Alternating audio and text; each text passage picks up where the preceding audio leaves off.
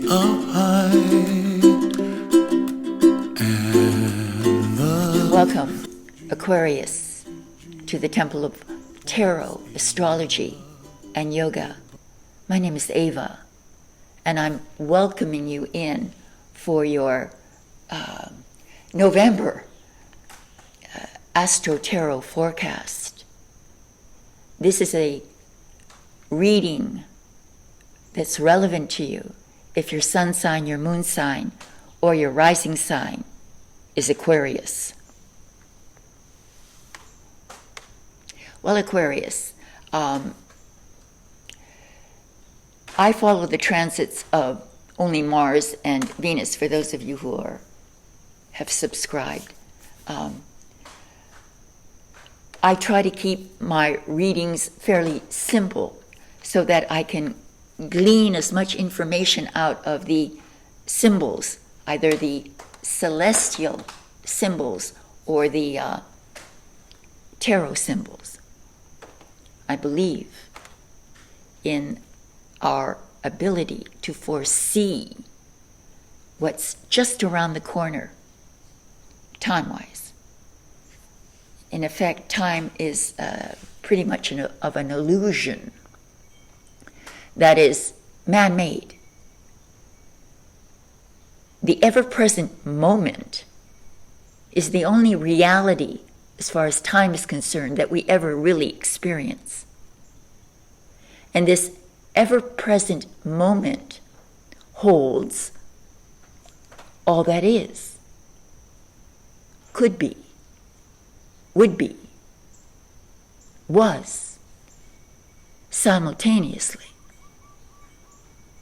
So the future doesn't live in a separate reality, but within our reality, which is why we can sort of skip from one dimension of time to another. That's my philosophy of why the tarot and astrology work. The stars themselves are an incredible mystery,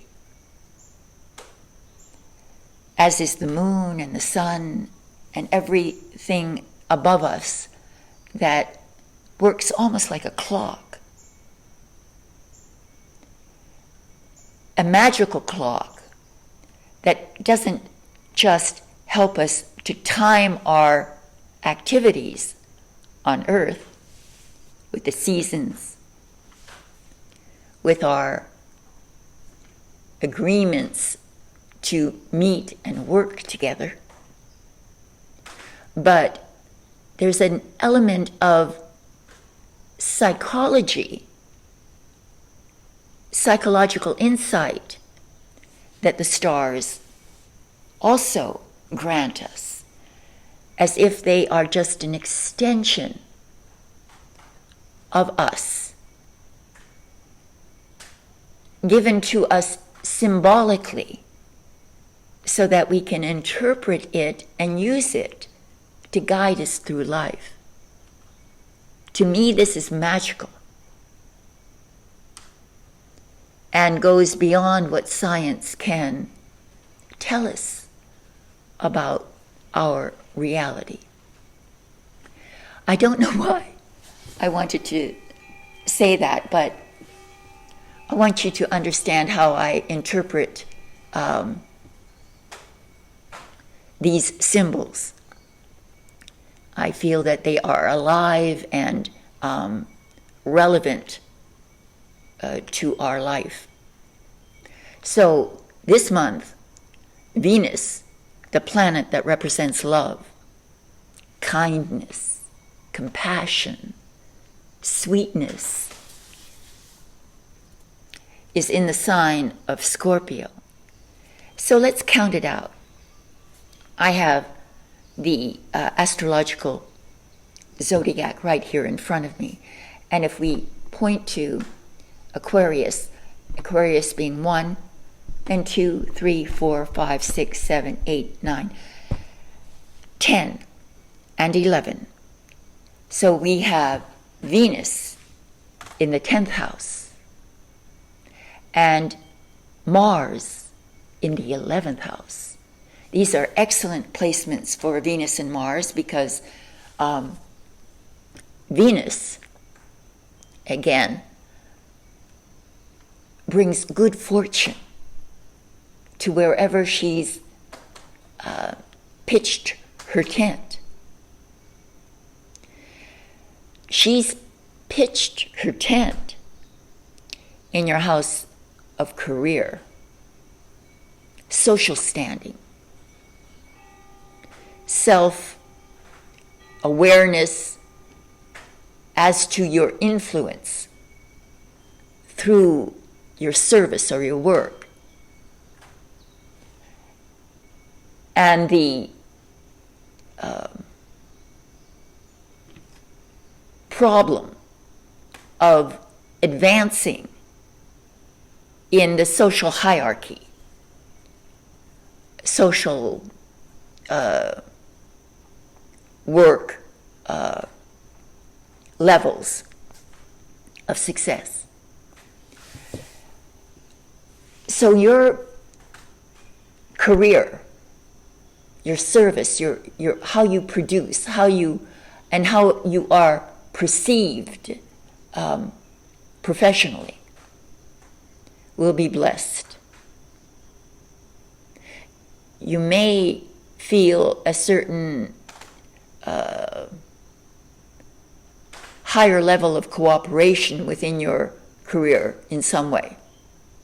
The workspace, your co-workers, your contacts, your customers, your boss will exhibit far more of an attitude of cooperation and a feeling of wanting to help you, service you, make sure that you're advancing in your career. This is a very beautiful thing.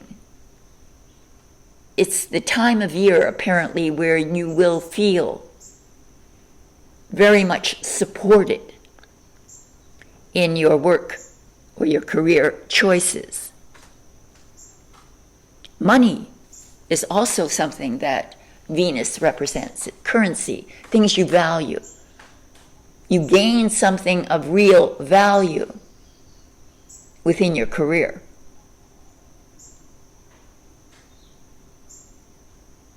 You gain social recognition, appreciation.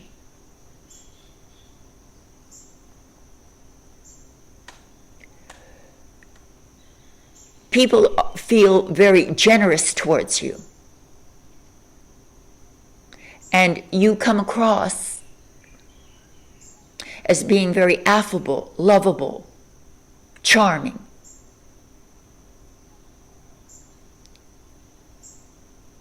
You impress easily. Use this cosmic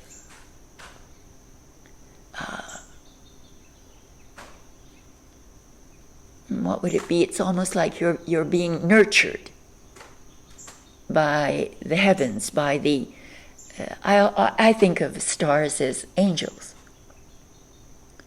And so these angelic alignments are there in potential. We need to act, recognize the changes within your immediate experiences, the energy around you from people, things that happen seemingly out of nowhere, because there's something very magical that will occur, a seeming sort of something out of nothing that may occur that will delight you. All right, now Mars is a planet that is the masculine energy of drive, ambition, determined action. It can devolve into aggression, conflict, contrariness. It's in the house of friendships, hopes and dreams. So there's a lot more energy with Venus in your house of career, which is being blessed. You pour a lot more energy now into your friendships. Maybe you're making new friends. Maybe you're broadening your friendship network. You're cultivating friendships and making your hopes and dreams come true. Working on making your hopes and dreams come true. This is a very social sector. So your career has this beautiful magical aura around it. You can't lose. Everywhere you go, everyone is sort of, wants to shake your hand and congratulate you on this, that, or the other. So it's easier for you then to circulate, impress, influence, and gain the attention, the social attention that's necessary also for the rewards of your career, as Venus is promising. So these are the fruits of this alignment, but you have to pick that fruit, not just look at it from a distance. Don't just feel the opportunities and not go for it. Feel intuitively what is necessary and who is necessary for you to achieve these blessings, material and emotional blessings, and the advancement of your career. So it's a very social month in which you really make tremendous progress within your career, within your work, and within your social standing. So now this is the background to the upcoming tarot forecast. So let's start that now. And thank you very much, Namaste, for liking and sharing. And if you would like a personal tarot reading with me, there's a link below. And I thank you very much for your support. Namaste.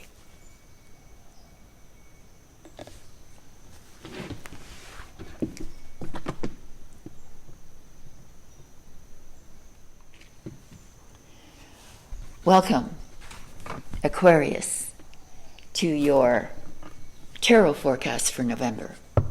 Again, remember this is relevant to you if your sun sign, your moon sign, or your rising sign is Aquarius. I'm going to put two reversals in, and then I'm going to shuffle a little more in front of you, and I want to get to your reading as soon as I can, because I feel that there is such enormous potential for advancement for you, social advancement, and This could be a tremendous relief for many of you who may have felt that things that come slow down, or you've been diverted in some way. And so this is a very good month for you in your career and in your social standing and genuine friendships. So this is a 4-card spread, and the first card will represent the overall mood or energy of the month. Wow. Wow, wow, wow, wow, wow. Okay. The World. This is probably one of the best cards of the entire deck, the most positive, because what is suggested here is that there is some kind of culmination, a coming to the end of a very long journey. She is the last card of the major arcana. At this point, the Fool has come to the end of his journey. He is now wiser, stronger, more courageous, more faithful, more joyful, more wise. So he's ready for a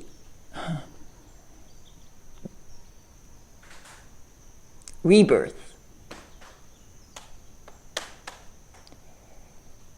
That wreath is the wreath of victory and success,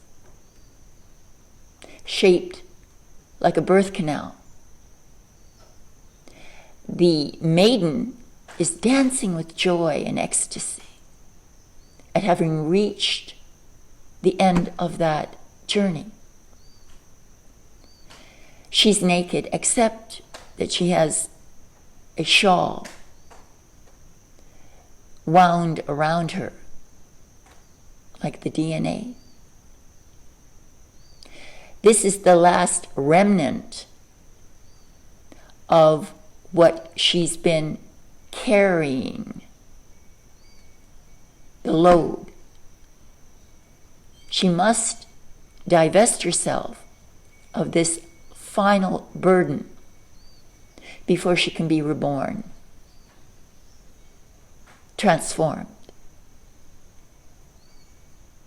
Shut the door behind her. So there's still something that perhaps this month will give you an opportunity to release. And then a magnificent rebirth is promised. So you sort of, as if you're stepping into a new dimension within your career, perhaps your social interactions, experiences, friendships. Some dream will become manifest. This will be the month in which this transition will take place. What a beautiful, beautiful overall expression, energetic expression for the month. In the position of what will challenge you, we have the suffragette queen.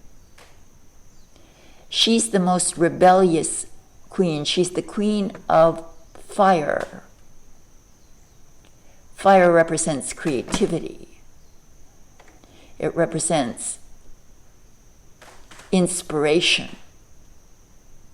She's bold, brave, independent.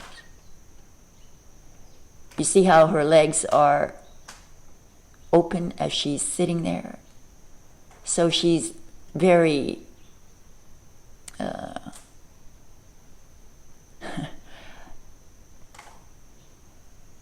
unconsciously powerful. And she's not afraid to show her power. This is a very strong way to sit. Confident. Knowing that she is capable. Knowing that she's talented. Imaginative. So she's a representative of this way of thinking, of being. She's the entrepreneurial queen. She doesn't work for the emperor or the empress. No, she creates her own wealth through her own inspirations. And she's not shy in expressing her power. So this is your challenge, Aquarius.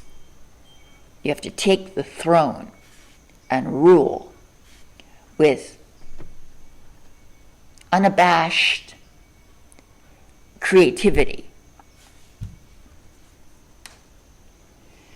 In the position of the unexpected, we have a 7, again, of wands.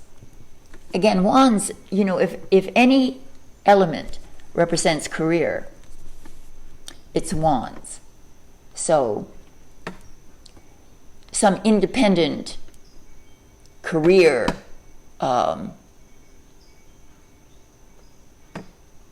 opportunity is what is in the background here. But here we have someone who's taken the high ground and used his wand, his imagination, his knowing, his inspiration, his sort of love of life combined with his skills to defend where he stands, the position that he holds, the high ground. Competition is what this is about.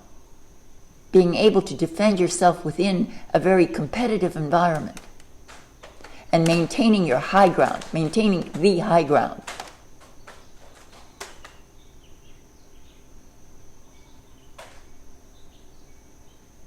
This is about courage and confidence in your ability to defend your progress, your position of authority. Remember, we have a very dramatic overall energy of the month, which foretells of a major dimensional change. Just in the offing, just around the corner. In the meantime,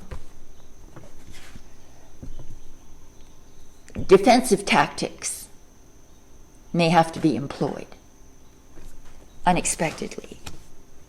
Let's see how it all ends.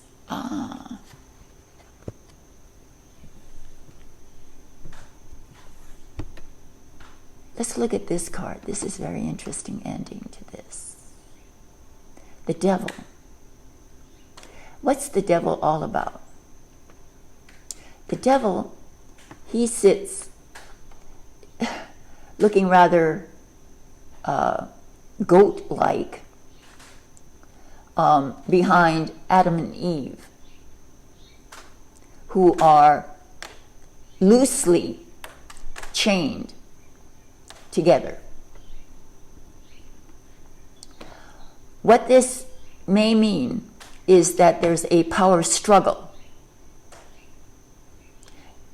that is sort of the undercurrent of the rebirth, a power struggle between you and another, or between you and some corporate entity, some group, some organization.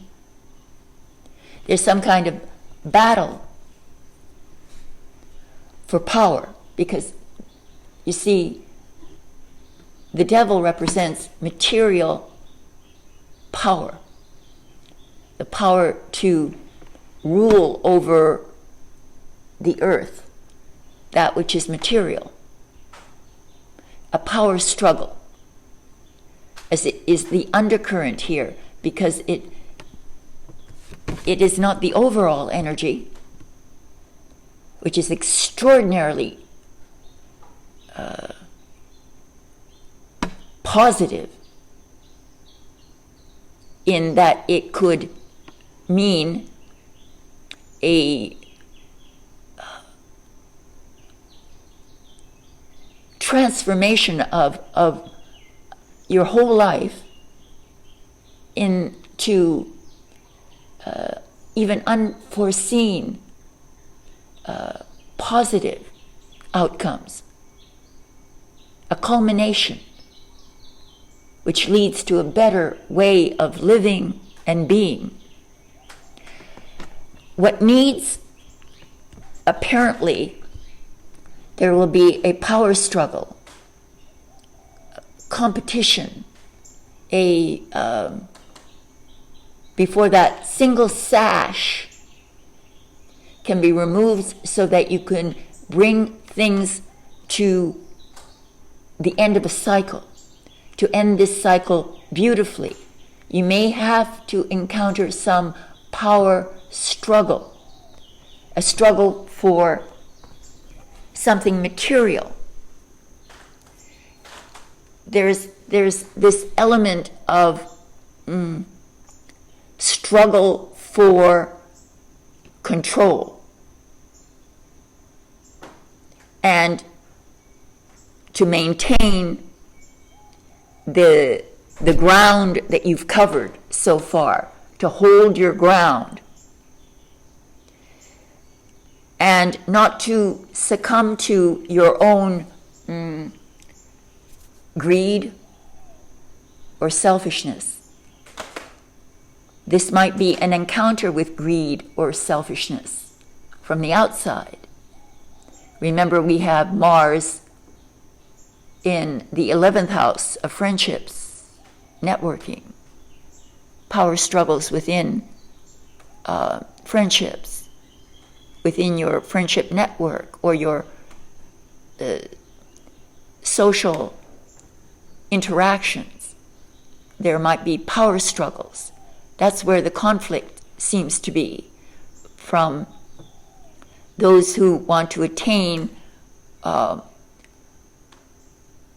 what you've achieved, where you've come, what you've attained. But your job is to remain completely independent and move on your inspirations, move on your inner confidence in who you are and your ability to rule, to know, to incorporate your wisdom into your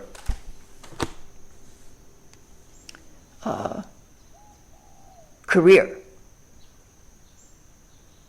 So, this is very interesting, and I would love it if you would give me any feedback if any of this suddenly starts to resonate during the month. I'd appreciate that information. So thank you very much for joining me. And if you need my help on a more personal level, that is, your situation individually, then I do private and personal readings. There's a link below to my website where you can purchase one if you need. And I will do my best to help you. So thank you very much, and namaste. Let's begin. We place our hands into prayer, seated in half lotus. Press into the hands. Bring your elbows out, face forward. Elevate your chest and rotate along the waistline. Turn to one side and gently rotate to the other side. Equal pressure on the hands. We rotate from side to side, opening up the lower back, lower ribs, and spine. We rotate from one side over to the other, progressing a little further each time. Press gently into the hands and rotate. Try to keep your elbows at equal level and rotate gently side to side. Breathe consistently through the nose. Keep the chest nice and high. We rotate over and over. Feel it.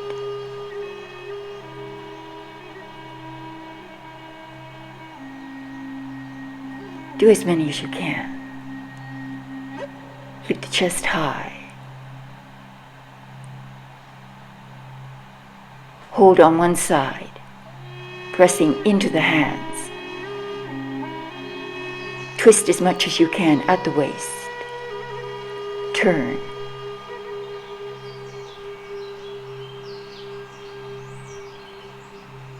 Feel it.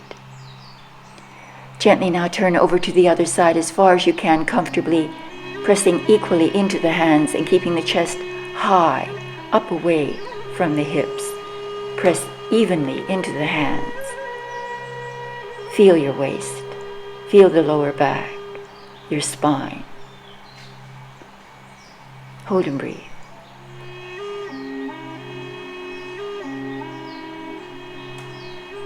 Feel it.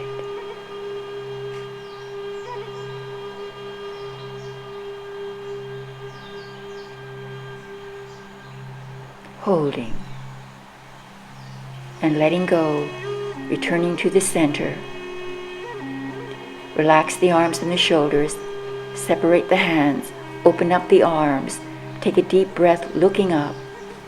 Bring the arms down and roll your shoulders up and to the back, letting go of the shoulders and your neck. Tilt your head back and roll. Breathe through the nose. Bring your arms forward. Place hands in prayer.